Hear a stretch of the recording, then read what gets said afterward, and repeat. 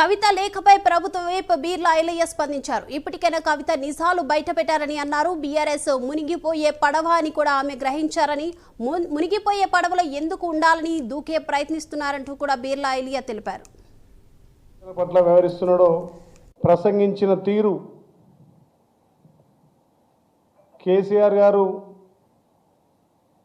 ఏ రకంగా తెలంగాణ ప్రజల పట్ల వ్యవహరిస్తున్నాడో తేల్చడం పడ్డ కేసీఆర్ గారి నిజస్వరూపాన్ని ఇలా కవిత గారు బయట పెట్టడం వల్ల కేటీఆర్కు, హరీష్ రావుకు, కేసీఆర్కు నోట్లో పచ్చి ఎలక్కాయ పడ్డట్టు అయింది.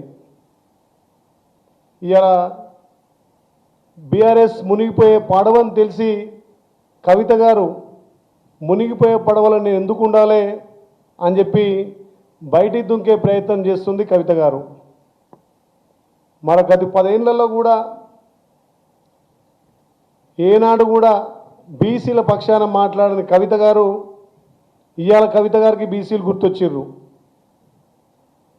గత 10 ఏళ్ళుగా కేసీఆర్ మైనార్టీల ఓట్లు దండుకొని ముస్లిం మైనార్టీలకు 12% ఇస్తా అని చెప్పి ఓట్లు దండుకున్న తర్వాత 10 ఏళ్ల పాలనలో ఏనాడు ముస్లింలకు రిజర్వేషన్ ఇవ్వకపోగా ఇవాళ ముస్లిం పట్ల కవిత గారు మాట్లాడడం నిజంగా కూడా విడ్డూరం ఉంది.